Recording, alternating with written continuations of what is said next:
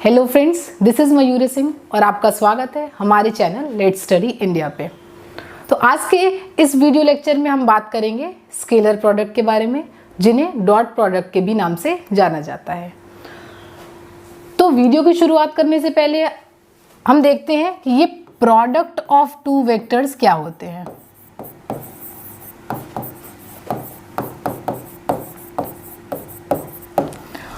तो जब product of two vectors की बात की गई तो देखा गया कि ये प्रोडक्ट जब दो वेक्टर्स का हो रहा है तो हमें दो केसेस मिलते हैं। दो केसेस कैसे मिले कि कुछ टाइम देखा गया कि जब दो वेक्टर्स का हम प्रोडक्ट करते हैं तो रिजल्ट में हमें क्या मिल रही है, एक स्केलर क्वांटिटी मिलती है।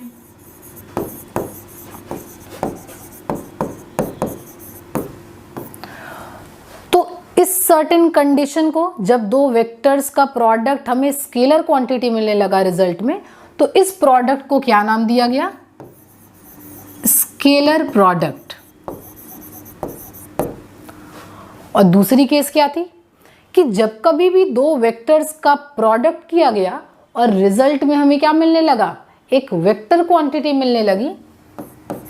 रिजल्ट में क्या मिला, एक वेक्टर क्वांटिटी मिली। इस तरीके के प्रोडक्ट को क्या बोला गया, वेक्टर प्रोडक्ट। अब इन स्केलर प्रोडक्ट और वेक्टर प्रोडक्ट को एक और नाम दिया गया। स्केलर प्रोडक्ट को बोला गया dot product and vector product को बोला गया क्रॉस प्रोडक्ट। आज के वीडियो लेक्चर में हम बात करेंगे डॉट प्रोडक्ट के बारे में, उनके प्रॉपर्टीज के बारे में और इनके फिजिकल सिग्निफिकेंस के बारे में। तो स्टार्ट करते हैं। स्केलर प्रोडक्ट और क्या बोला गया, डॉट प्रोडक्ट।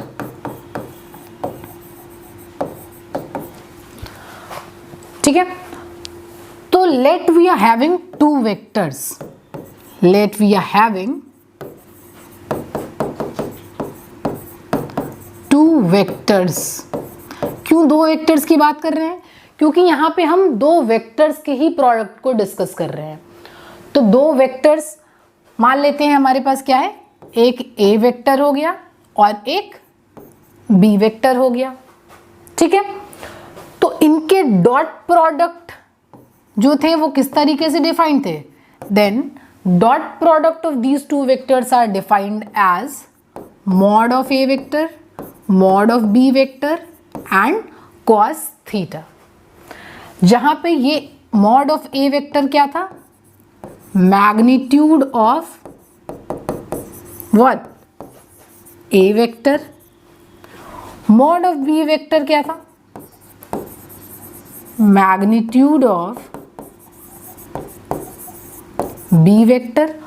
और ये थीटा क्या था, theta is the angle between A vector and B vector. तो इस तरीके से हमारा स्केलर प्रोडक्ट या डॉट प्रोडक्ट डिफाइंड था कि कोई भी दो वेक्टर्स होंगे उनके बीच का डॉट प्रोडक्ट किस तरीके से डिफाइंड था, A dot B is equals to mod of A, mod of B and cos of theta।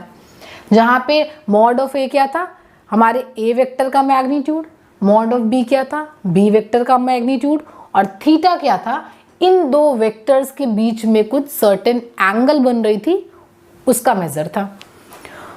तो ये तो एक मैथमेटिकल वे हो गया रिप्रेजेंट करने का डॉट प्रोडक्ट। अब अगर हम इनके ज्योमेट्रिकल इंटरप्रिटेशन की बात करें तो क्या होगा, अगर हम इनके ज्योमेट्रिकल इंटरप्रिटेशन को देखें तो देखते हैं कि geometrical interpretation in dot product का क्या मिलता है। तो इन डॉट प्रोडक्ट का ज्योमेट्रिकल इंटरप्रिटेशन डिफाइंड था with the product of first vector, product of first vector and what, length of projection of second vector in the direction of first vector। तो इनका geometrical interpretation इस तरीके से defined था। तो क्या बोला गया कि जो वेक्टर प्रोडक्ट का जो वेक्टर्स का डॉट प्रोडक्ट होगा उनका जो ज्योमेट्रिकल इंटरप्रिटेशन होगा वो हमें क्या बताएगा, वो बताएगा product of first vector into उनके सेकंड वेक्टर की लेंथ ऑफ प्रोजेक्शन का जो कि फर्स्ट वेक्टर के डायरेक्शन में हो। तो इनको देखते हैं कि ज्योमेट्रिकली हमने किस तरीके से इस वाली वैल्यू को इंटरप्रेट किया। तो इसके लिए हम क्या करेंगे, इसके लिए हमने देखा कि मान लेते हैं कि हमारे पास कोई दो वेक्टर है, एक हो गया ए वेक्टर एंड एक हो गया बी वेक्टर। ये क्या हो गया, ओरिजिन हो गया जिसको हमने ओ से डिफाइन कर दिया। और इस ए वेक्टर और बी वेक्टर के बीच का जो एंगल बन रहा है वो क्या बन रहा है, थीटा डिग्री। इनके बीच की एंगल क्या बनी, थीटा। ठीक है, तो क्या देखा गया कि जब ए डॉट बी की बात करेंगे तो हम इनको किस तरीके से डिफाइन करेंगे, magnitude of A magnitude of B into cos theta. तो मान लेते हैं इनको नाम दिया ओ ए वेक्टर जिसको ए वेक्टर बोल दिया और ओ बी वेक्टर जिसको बी वेक्टर बोल दिया। ठीक है, तो ए वेक्टर किस तरीके से डिफाइंड है, ओ ए वेक्टर से। बी वेक्टर किस तरीके से डिफाइंड है, ओ बी वेक्टर से। अब रही बात इनकी मैग्नीट्यूड की, तो मैग्नीट्यूड ऑफ ए वेक्टर हमें किसके बराबर मिलेगा, ओ ए के बराबर, और मैग्नीट्यूड ऑफ बी वेक्टर किसके बराबर मिलेगा, ओ बी के बराबर। क्लियर। तो अब अगर हम डॉट प्रोडक्ट निकालें इन दो वेक्टर्स का तो हमें क्या मिलेगा, A dot B will be equal to what, magnitude of A that is O A, magnitude of B that is O B and cos of theta. ठीक है, तो अब जब हमें इनकी वैल्यू कैलकुलेट करनी है तो हम देखेंगे यहां पे हमारे पास मैग्नीट्यूड भी होगा ए वेक्टर का, बी वेक्टर का भी मैग्नीट्यूड होगा। हमें कैलकुलेट क्या करना है, इन दो वेक्टर्स के बीच का जो थीटा बन रहा है उसकी कॉस थीटा की वैल्यू। तो अब इसके लिए हमें क्या करना होगा, कॉस थीटा के लिए हम लोगों ने देखा था कंपोनेंट ऑफ वेक्टर्स में। जिनको भी कंपोनेंट ऑफ वेक्टर नहीं क्लियर हो, आप हमारे चैनल के लास्ट वीडियोस पे जाके कंपोनेंट ऑफ वेक्टर्स देख लीजिएगा, वहां से आपको definitely component of vector clear हो जाएगा। तो कॉस थीटा की बात करें या कंपोनेंट की बात करें तो हम लोगों ने क्या देखा था कि अगर कोई भी वेक्टर हमारे पास है, मान लेते हैं कि ओ ए वेक्टर है जिसको हमने नाम ए वेक्टर भी दिया है, और ये कोई सर्टेन लाइन है, मान लेते हैं कि एम एन कोई लाइन है। ठीक है, तो इस एम एन लाइन पे इस वेक्टर का कंपोनेंट कितना होगा ये डिसाइड करेगी इसके प्रोजेक्शन की लेंथ, और जो भी प्रोजेक्शन की लेंथ होगी वो हमें वेक्टर के कंपोनेंट की वैल्यू देता है। तो प्रोजेक्शन के लिए हम लोग क्या करते हैं, सीधे जस्ट हम परपेंडिकुलर ड्रॉ करते हैं और ये वाली जो लेंथ होती है वही कंपोनेंट ऑफ वेक्टर होता है। और यहाँ से अगर इस केस की बात करें तो हमें ए कॉस थीटा के बराबर इस प्रोजेक्शन की लेंथ मिलेगी। तो यहाँ भी हमें क्या करना है, कॉस थीटा निकालना है। तो सिंपल सा कॉन्सेप्ट ये लग जाएगा कि कॉस थीटा निकालना है, यानी कि हम यहाँ पे किसकी बात कर रहे हैं, वेक्टर के कंपोनेंट की बात कर रहे हैं, या यहाँ पे हमें प्रोजेक्शन निकालने की जरूरत है। तो देख लेते हैं, हमारा बी वेक्टर ऐसे था, ए वेक्टर यहाँ पे गिवन है, हमें क्या करना है, इनका प्रोजेक्शन निकालना है या कंपोनेंट। तो जस्ट क्या करेंगे, बी वेक्टर से एक परपेंडिकुलर ड्रॉ कर देंगे हमारे ए वेक्टर पे, और इसको क्या नाम दिया, ये अगर ओ ए वेक्टर था मान लेते हैं कि एन हमने इसको नाम दे दिया। तो अब इसके कंपोनेंट की लेंथ कितनी है या प्रोजेक्शन की लेंथ कितनी है, ओ एन के बराबर है। ठीक है, अब सिंस हमने परपेंडिकुलर ड्रॉ किया है तो यहाँ पे 90 डिग्री बनेगा, है ना। और अगर इस ट्राइंगल की बात करें जो कि क्या है, बी एन ओ की बात करें, तो यहां से हम cos थीटा की वैल्यू क्या निकाल सकते हैं? cos theta is what? Base upon hypotenuse. ठीक है, तो cos थीटा हमें किसके बराबर मिल जाएगा? बेस कितना हो गया? ON हो गया। तो बेस क्या हो गया? ON हो गया। एंड हाइपोटेनस क्या हो गया? OB के बराबर हो गया। तो cos थीटा की वैल्यू हमें मिल गई ON अपॉन OB। अब इस cos थीटा की वैल्यू को हम क्या करेंगे? यहाँ पे सब्स्टिट्यूट कर देंगे। तो सब्स्टिट्यूशन के बाद हमें क्या मिलेगा? OA into OB into cos theta की वैल्यू जो कि क्या हो गई? ON upon OB। यहाँ से हम क्या देख सकते हैं? OB विल कैंसल आउट और रिजल्ट क्या मिलेगा? OA into ON। अब ये OA और ON क्या है? OA की बात करें तो OA हमारा क्या है? पहले वाले वेक्टर की लेंथ। ठीक है, A वेक्टर हमारा पहला वेक्टर, B वेक्टर हमारा दूसरा वेक्टर। तो यहाँ पे हमें रिजल्ट में क्या मिला? OA, और OA क्या है? हमारी मैग्नीट्यूड है A वेक्टर की। तो पहले वेक्टर की हमें मैग्नीट्यूड मिल गई या लेंथ मिल गई। एंड फिर क्या मिला हमें? ON, और ON क्या है? हमने जब प्रोजेक्शन ड्रॉ किया था B वेक्टर का किस पे? A वेक्टर के अलोंग, तो ON क्या मिला था हमें? ON मिला था प्रोजेक्शन की लेंथ। तो लास्टली जब हमने ज्योमेट्रिकली वेक्टर्स की स्टडी की तो हम लोग को क्या देखा कि जब भी हम A डॉट B निकालते हैं तो हमें रिजल्ट में क्या मिलता है? OA डॉट ON, और ये OA डॉट ON क्या हो गया? तो A डॉट B निकाला और OA क्या हो गया?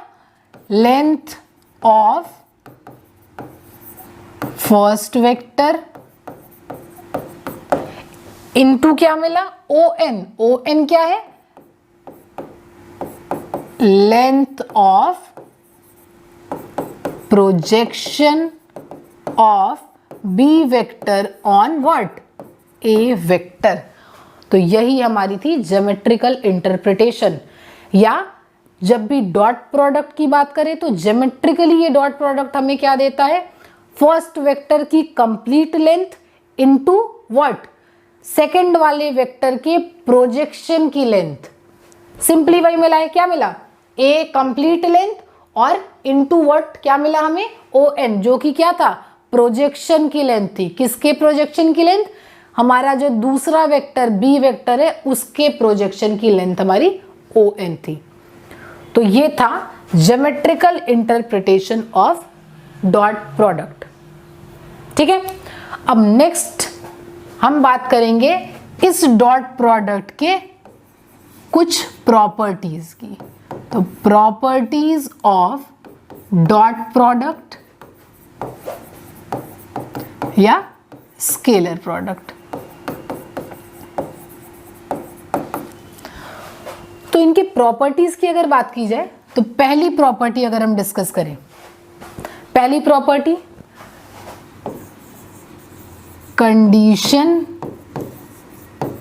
When two vectors are perpendicular. तो हमने कौन सा केस लिया या प्रॉपर्टी कि जब भी दो वेक्टर्स क्या हो? एक दूसरे के म्यूचुअली परपेंडिकुलर हो। परपेंडिकुलर यानी दो वेक्टर्स के बीच का जो एंगल बने वो क्या हो? 90 डिग्री हो। तो ये कंडीशन यानी क्या?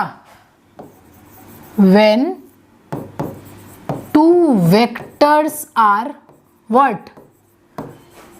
म्यूचुअली परपेंडिकुलर, है ना? इसका मतलब क्या हो गया? That is theta is equals to what? 90 degree. तो जब भी दो वेक्टर्स के बीच का एंगल क्या होगा? 90 डिग्री होगा। दो वेक्टर्स क्या कहलाएंगे? Mutually perpendicular. तो मान लेते हैं कि हमारे पास कोई भी दो वेक्टर्स हैं जो कि क्या है? A vector and B vector. तो A वेक्टर है और B वेक्टर है, इनके बीच का एंगल हमने डिफाइन कर दिया जो कि 90 डिग्री है। अब हमें क्या करना है? इन दोनों वेक्टर्स का डॉट प्रोडक्ट निकालना है। तो हमने क्या किया? सिंपली A डॉट B किया। ये वही दोनों वेक्टर हैं जो कि एक दूसरे से म्यूचुअली परपेंडिकुलर है। ठीक है, तो इन्हीं दो वेक्टर्स का हम क्या निकाल रहे हैं, डॉट प्रोडक्ट निकाल रहे हैं। तो डॉट प्रोडक्ट की डेफिनेशन हमें पता है, जो कि क्या है, mod of A mod of B cos theta. Mod of A यानी क्या, ए का मैग्नीट्यूड, और सिंपली अगर हमने ऊपर वेक्टर का साइन नहीं लगाया है मतलब क्या, कि हमने ए का मैग्नीट्यूड लिख दिया है, ठीक है। और B vector, mod of B vector हम सिंपली बी भी लिख सकते हैं। अगर हम यहाँ पे ये लिखते हैं या ये लिखते हैं फिर ये गलत होता। क्यों, क्योंकि यहाँ पे हम मैग्नीट्यूड की बात करते हैं, तो इसलिए इसका मैग्नीट्यूड क्या होगा, सिंपल ए भी लिख सकते हैं। तो हमने क्या लिख दिया कि मैग्नीट्यूड ए, मैग्नीट्यूड बी और कॉस व्हाट 90 डिग्री, और कॉस 90 की वैल्यू क्या होती है, 0 होती है, इसलिए ए डॉट बी की वैल्यू क्या हो जाएगी, 0। तो ये कंडीशन थी जब कभी भी दो वेक्टर्स एक दूसरे से म्यूचुअली परपेंडिकुलर होंगे तो हमें डॉट प्रोडक्ट का रिजल्ट क्या मिलेगा, 0 मिलेगा, ठीक है। तो ये तो वेक्टर्स की बात हो गई। अब अगर हम यूनिट वेक्टर के टर्म्स में बात करें या रेक्टेंगुलर कंपोनेंट या कार्टेशियन सिस्टम की बात करें तो हम क्या देखते हैं कि आई कैप, जे कैप एंड के कैप आर क्या, 3 यूनिट वेक्टर्स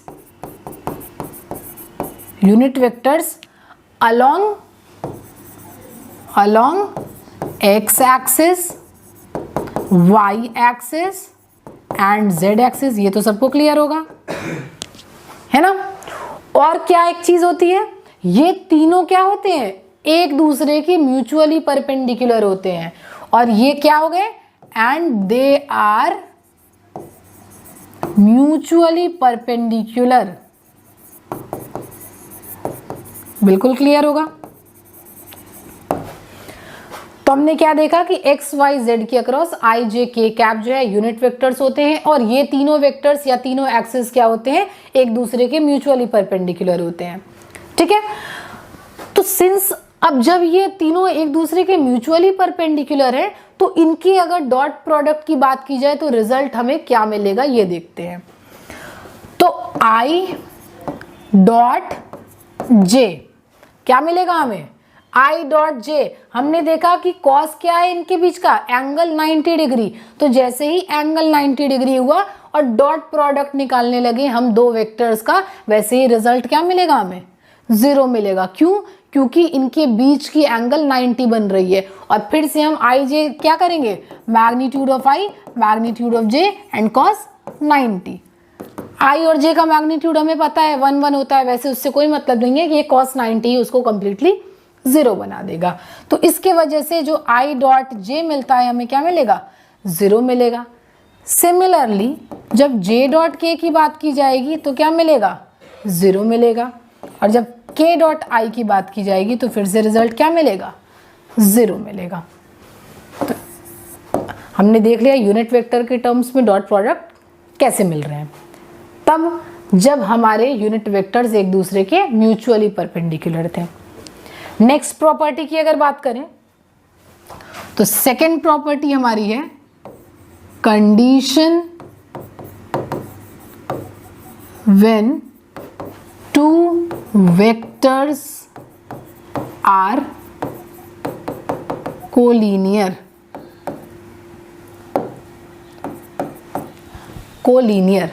ठीक है, तो दो वेक्टर्स की कोलिनियर होने का क्या मतलब हो गया, हम लोगों ने पहले भी डिस्कस कर लिया है इस चीज को कि कोलिनियर होने का मतलब कि दो वेक्टर्स क्या हो रहे हैं, एक ही लाइन में मिल रहे हैं, या दो वेक्टर्स क्या है, पैरेलल है या एंटी पैरेलल है। ठीक है, तो when A vector and B vector, मान लेते हैं कि यही हमारे दो वेक्टर्स हैं, तो when A vector and B vector are collinear, हमने क्या बोल दिया इनको कि ये कोलिनियर भी हैं, देन क्या मिलेगा, theta will be equals to what, either 0 degree और 180 डिग्री। 180 को क्या बोलते हैं, पाई भी बोलते हैं। तो या तो थीटा क्या होगा, 0 डिग्री होगा, या क्या हो जाएगा, 180 डिग्री होगा। तो इस कंडीशन में देखते हैं कि डॉट प्रोडक्ट हमें क्या मिलेगा। तो पहले केस की बात करते हैं, क्या, when theta is equals to 0 degree.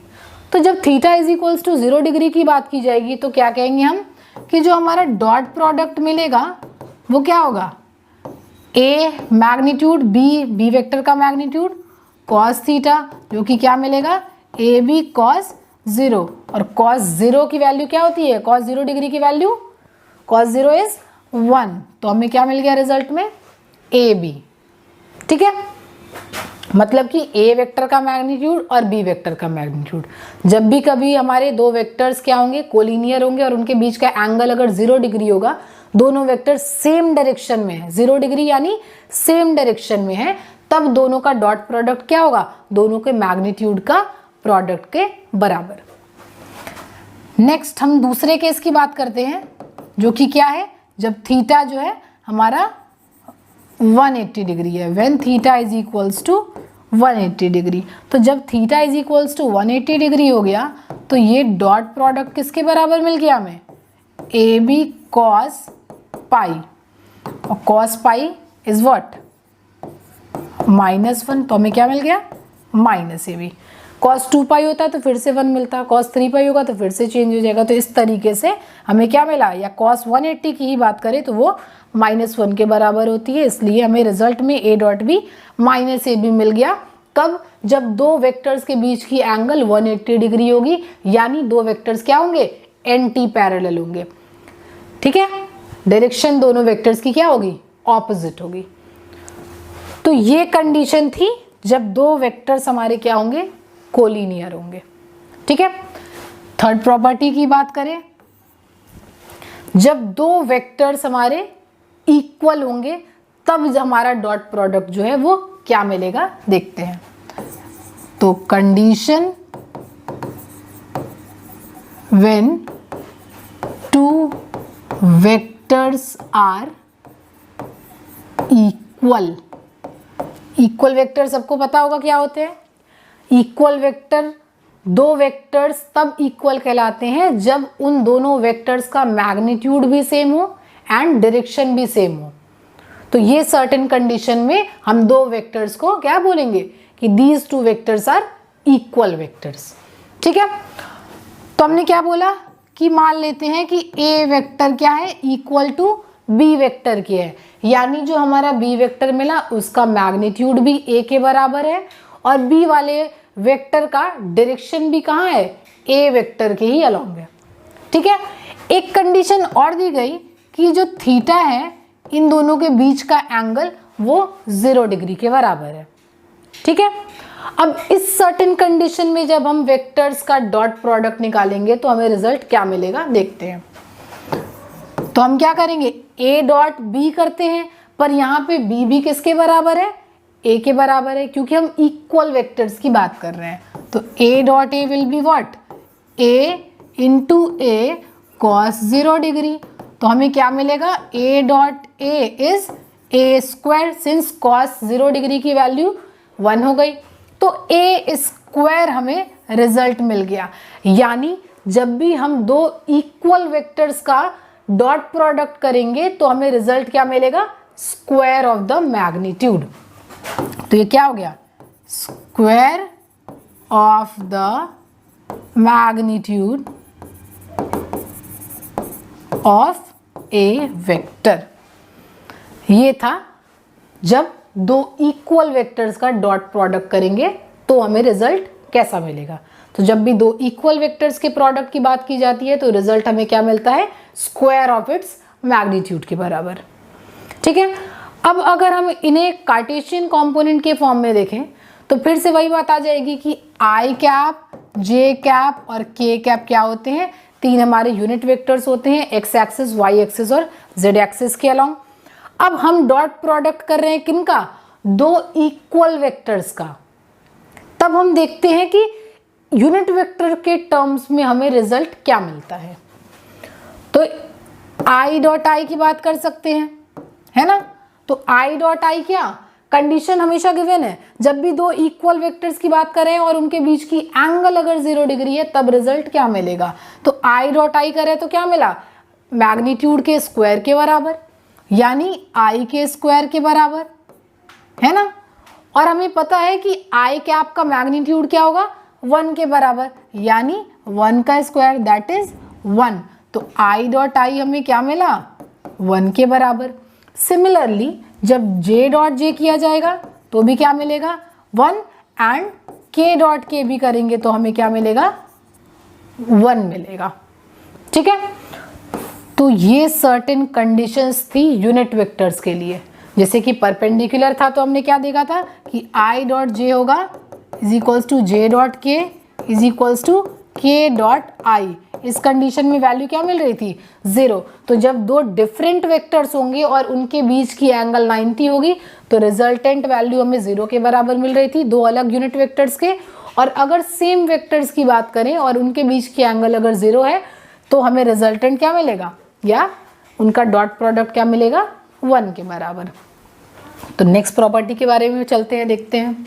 तो नेक्स्ट हमारी प्रॉपर्टी जो कि फोर्थ प्रॉपर्टी है वो क्या होगी, स्केलर प्रोडक्ट इज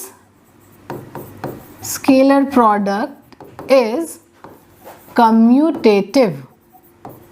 अब ये कम्यूटेटिव क्या होता है, तो कम्यूटेटिव प्रॉपर्टी क्या होती है कि मान लेते हैं कि हमारे पास कोई दो वैल्यूज गिवन है, उन दो वैल्यूज के बीच में हमने कोई ऑपरेशन अप्लाई किया और ऑपरेशन ऑपरेट करने के बाद हमें रिजल्टेंट वैल्यू कुछ मिलेगी। ठीक है, फिर हमने क्या किया कि हमने इन दो वैल्यूज को इंटरचेंज कर दिया और उसके बाद फिर से उन दो वैल्यूज के बीच में ऑपरेशन ऑपरेट किया और फिर से जो उससे रिजल्टेंट हमें मिलेगा अगर पहले वाले रिजल्टेंट के बराबर हुआ तो इस प्रॉपर्टी को क्या कहते हैं, कम्यूटेटिव प्रॉपर्टी। फॉर एग्जाम्पल यहाँ पे तो डॉट की बात कर रहे हैं तो हम प्रोडक्ट का ही एग्जाम्पल लेते हुए चलते हैं। तो अगर स्केलर के टर्म्स में बात की जाए तो हम क्या बोल सकते हैं, 2 × 3 इज इक्वल्स टू 3 × 2, क्योंकि दोनों ही केस में क्या होंगे, रिजल्टेंट हमें 6 मिलेगा। ठीक है, तो इस तरीके की प्रॉपर्टी को बोलते हैं कम्यूटेटिव प्रॉपर्टी। तो अगर हम यहाँ पे वेक्टर के टर्म्स में बात करें तो हमने क्या बोला कि स्केलर प्रोडक्ट, यानी कि जब दो वेक्टर्स का प्रोडक्ट किया जा रहा है तब वो रिजल्ट हमें क्या मिल रहा है, एक कम्यूटेटिव प्रॉपर्टी को वो सेटिस्फाई करता हुआ रिजल्ट मिल रहा है। तो let we are having two vectors, let we are having two vectors, और वो वेक्टर क्या होंगे, A vector and B vector. हमने क्या कंडीशन बोला कि ये कम्यूटेटिव है, यानी कि ए डॉट बी किसके बराबर होगा, बी डॉट ए के बराबर होगा। तो ए डॉट बी किसके बराबर है, बी डॉट ए के बराबर है। ठीक है, तो एक ज्योमेट्रिकल इंटरप्रिटेशन देखते हैं इसका। ये क्या हो गया, ए वेक्टर हो गया मान लेते हैं, ये क्या हो गया, बी वेक्टर हो गया, ये ओरिजिन हो गया और इनके बीच की एंगल क्या हो गई, कोई थीटा इनके बीच की एंगल हो गई। तो जब इस सर्टेन कंडीशन में हम ए डॉट बी निकालेंगे तो रिजल्ट में क्या मिलेगा, ए का मैग्नीट्यूड, बी का magnitude and cos of theta. तो हम लोग क्या निकाल रहे थे, ए डॉट बी निकालेंगे तो हमें क्या करना होगा, ए का मैग्नीट्यूड, बी का magnitude and cos of theta. ठीक है, तो यहाँ पे हमने क्या किया है, ए का मैग्नीट्यूड कंप्लीट लिया है, बी का कंप्लीट मैग्नीट्यूड लिया है और कॉस ऑफ थीटा जब किया है तो हमने क्या किया है, बी का प्रोजेक्शन ऑन ए किया है। तो बी का प्रोजेक्शन ऑन ए लिया है, यानी एक साइक्लिक वे में हम थीटा को रोटेट किए हैं, क्योंकि क्या होगा, बी का प्रोजेक्शन ए के अलोंग। ठीक है, तो यहाँ से हमें मिल जाएगा ए डॉट बी। नेक्स्ट हमें किसकी बात करनी है, बी डॉट ए की बात करनी है। तो बी डॉट ए के लिए क्या करना होगा, बी का मैग्नीट्यूड, ए का magnitude and cos of theta. तो यहाँ पे जब हम बी का मैग्नीट्यूड और ए का मैग्नीट्यूड देखेंगे तो कॉस में हम थीटा की जगह क्या बोलेंगे, माइनस थीटा। क्यों, क्योंकि अब हमें ए का प्रोजेक्शन अलोंग बी देखना है। पहले क्या था, हम ए डॉट बी कर रहे थे तो बी का प्रोजेक्शन अलोंग ए देखे थे, तो क्या था, A B into cos theta. अब जब बी डॉट ए कर रहे हैं यानी ए का प्रोजेक्शन ऑन बी देख रहे हैं, तो जब ए का प्रोजेक्शन ऑन बी देखेंगे यानी कि हम ए का प्रोजेक्शन बी पे देख रहे हैं, और जैसे ही डायरेक्शन चेंज होगी वैसे ही क्या हो जाएगा, एक माइनस वैल्यू लग जाएगी। तो हमें यहाँ पे क्या मिलेगा बी डॉट ए में, बी का मैग्नीट्यूड, ए का magnitude and cos of minus theta. और हमें क्या पता है कि cos of minus theta is equals to क्या होता है, कॉस थीटा के बराबर होता है। तो यहाँ से हमें वैल्यू क्या मिल जाएगी, B A cos of theta. तो देखने को क्या मिला कि बी डॉट ए की भी वही वैल्यू आ रही है जो कि क्या थी, ए बी कॉस थीटा, और जब इधर देखा तो इधर भी क्या मिला, बी ए कॉस थीटा। ये दोनों तो मैग्नीट्यूड है, तो ए बी लिखे या बी ए लिखे बात सेम है, और कॉस थीटा।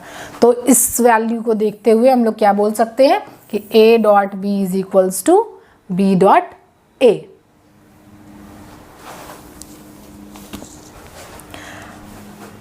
तो नेक्स्ट हमारा जो प्रॉपर्टी है वो क्या है कि scalar product is distributive. Scalar product is distributive.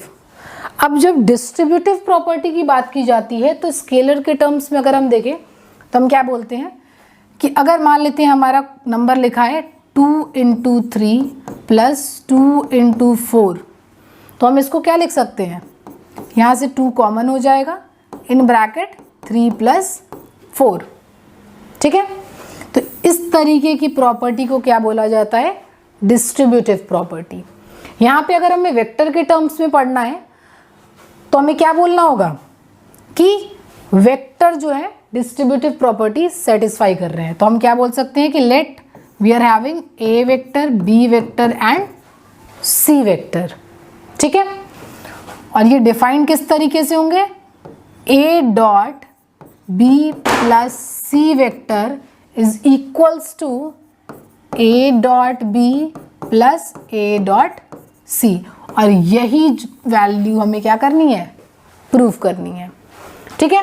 तो इसको प्रूव करने के लिए हम क्या कर सकते हैं, इसको प्रूव करने के लिए अगर ज्योमेट्रिकली हम बात करें तो लेट हमारे पास एक इस तरीके से वेक्टर से, एक हो गया ए वेक्टर, मान लेते हैं कि हमने ओ ए इसको नाम दे दिया, इसका वेक्टर का नाम क्या है, ए वेक्टर। एक वेक्टर हमारे पास हो गया क्या, बी वेक्टर, एंड एक वेक्टर हमारे पास क्या हो गया, सी वेक्टर। तो ओ ए वेक्टर एक वेक्टर है, O B vector B vector है, और बी सी वेक्टर एक सी वेक्टर है। अब क्या करना है, हम अगर इसकी बात करें अपने राइट हैंड साइड की, तो यहाँ पे हमारे पास क्या है, दो टर्म्स है, A dot B and A dot C. तो अगर ए डॉट बी की बात की जाए इस फिगर के टर्म्स में, तो हम क्या बोल सकते हैं कि ए का लेंथ इनटू क्या होता है, projection of B vector on A vector. यही पढ़ा था ज्योमेट्रिकल इंटरप्रिटेशन में कि जब भी दो वेक्टर्स का डॉट प्रोडक्ट करते हैं तो पहले वाले वेक्टर का मैग्नीट्यूड इनटू दूसरे वाले का प्रोजेक्शन ऑन फर्स्ट वेक्टर। तो हमें क्या मिल जाएगा, ए डॉट बी करेंगे तो ए कंप्लीट लेंथ और डॉट बी यानी कि प्रोजेक्शन ऑफ बी ऑन ए। तो देखते हैं इस टर्म में हमें क्या मिलेगा। तो projection of B on A, B vector हमारा इतना वेक्टर है, ए वेक्टर हमारा पूरा ये कंप्लीट वेक्टर है, हमें इसकी प्रोजेक्शन देखनी है यानी कि परपेंडिकुलर की बात कर रहे हैं। तो एक परपेंडिकुलर ड्रॉ कर दिया और इसको बोल दिया P। तो प्रोजेक्शन की लेंथ हमें कितनी मिली, OP के बराबर मिली। तो ये रिजल्टेंट क्या हो गया, AOP, ठीक है। नेक्स्ट क्या है हमारा, A डॉट C। तो A डॉट C करेंगे तो फिर से पहले वाले वेक्टर की लेंथ और दूसरे का projection of C vector on what, A vector. फिर से देख लेते हैं इस ज्योमेट्रिकल इंटरप्रिटेशन के टर्म में कि C का प्रोजेक्शन A पे कितना पड़ेगा। तो C वेक्टर हमारा कंप्लीट इतना वेक्टर है, प्रोजेक्शन की बात कर रहे हैं यानी कि एक परपेंडिकुलर ड्रॉ करेंगे और ये क्या हो जाएगा, Q के बराबर हो जाएगा। तो यहाँ से जो C की प्रोजेक्शन A पे है, यहाँ के प्रोजेक्शन की लेंथ कितने के बराबर है, PQ के बराबर। तो ये वैल्यू क्या मिला, A इन ब्रैकेट PQ। तो हम क्या देखेंगे कि हमारे पास RHS में हमने दोनों वैल्यूज निकाल दी, A डॉट B भी निकाल दिया और A डॉट C भी निकाल दिया। ठीक है, तो पहला क्या मिला, A into OP and then A into PQ। अब नेक्स्ट हमें क्या निकालना है, A dot B plus C। तो अब LHS की अगर बात की जाए तो हमें क्या निकालना है, A dot B plus C। इसके पहले RHS जब निकाला तो देखा कि A और B के बीच का हमें डॉट निकालना था और क्या था, A और C के बीच का डॉट निकालना था। अब हमारे पास दो वेक्टर्स किस तरीके से गिवन होंगे कि B प्लस C हमारा एक रिजल्टेंट वेक्टर की तरह बिहेव करेगा और उसका हमारे दूसरे वेक्टर जो कि A वेक्टर है उसके साथ डॉट करना है। तो क्या देखेंगे कि B प्लस C का एक रिजल्टेंट वैल्यू हमें निकालना होगा। तो B प्लस C क्या हो गया, एक रिजल्टेंट वैल्यू ये मिला B vector plus C vector. ठीक है, तो पहला वेक्टर दूसरे का ऐड किया, उसके बाद रिजल्टेंट पहले के टेल से लास्ट के हेड तक, इस तरीके से हम ज्वाइन करते हैं। तो रिजल्टेंट वेक्टर हमें ये मिल गया।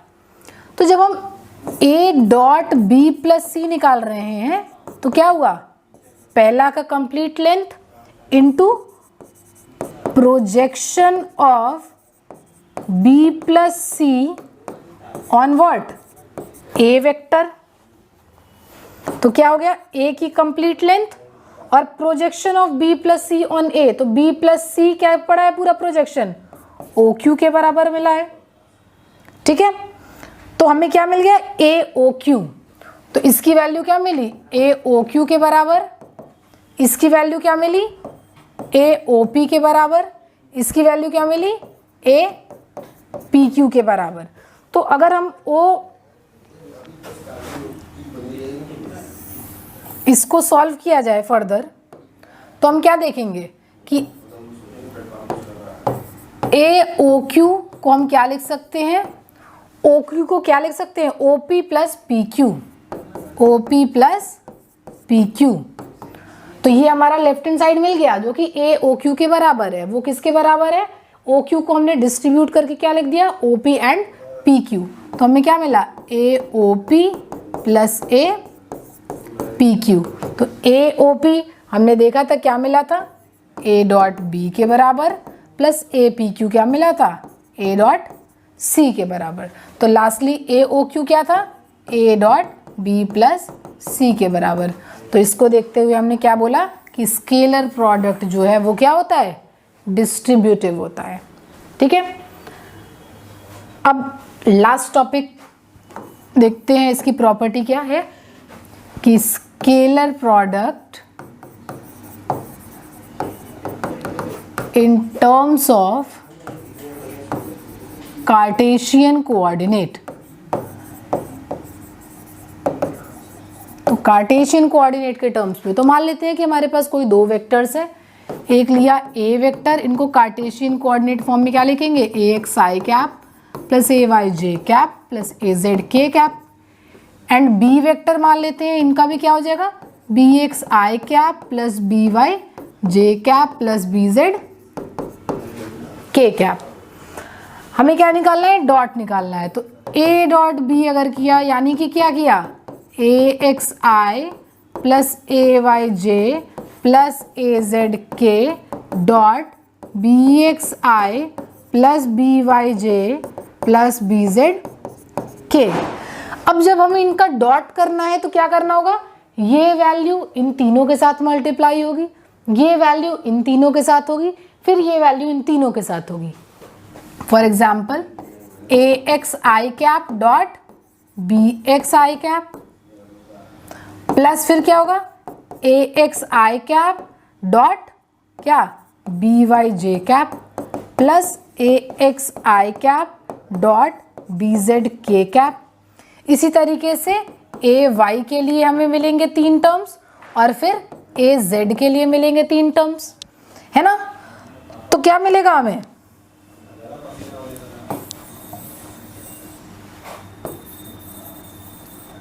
तो क्या मिलेगा, अब यहां से क्या हो जाएगा, AX BX I dot I भी होगा,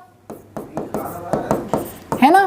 फिर क्या होगा, AX BY आई डॉट जे हो जाएगा, फिर ए एक्स बी जेड क्या हो जाएगा, आई डॉट के। तो हमें पता है आई डॉट जे 0 होता है, आई डॉट के 0 होता है, हमें क्या मिलेगा, आई डॉट आई 1 के बराबर होता है, जे डॉट जे 1 के बराबर होता है, और के डॉट के क्या होता है 1 के बराबर, बाकी सारे 0 के बराबर होते हैं। तो इस कंटेक्स्ट में अगर हम देखेंगे तो हमें क्या मिलेगा, A dot B A x B x plus A y B y plus A z B z, और ये हमारी एक रिजल्टेंट वैल्यू होगी। और हमने क्या देखा कि जब दो वेक्टर्स को हमने क्या किया, मल्टीप्लाई किया, तो रिजल्ट में क्या मिल रहा है, एक स्केलर वैल्यू मिल रही है। तो ये थी इनकी कुछ सर्टेन प्रॉपर्टीज, ठीक है। तो scalar properties in certain properties को फॉलो करता है। तो मेनली अगर इंपॉर्टेंटली अगर देखा जाए तो हमें क्या रिजल्ट मिलता है कि I dot I J dot J के डॉट के 1 के बराबर, and I dot J dot के डॉट आई, ये सब क्या होता है 0 के बराबर होता है। तो इसी तरीके से उसी रेस्पेक्ट में हम मल्टीप्लाई करते हुए चलते हैं। तो आज की वीडियो के लिए इतना ही, मिलते हैं अपने अगले वीडियो में स्केलर प्रोडक्ट के फिजिकल सिग्निफिकेंस के साथ और इनसे रिलेटेड कुछ क्वेश्चंस के साथ। Thank you so much.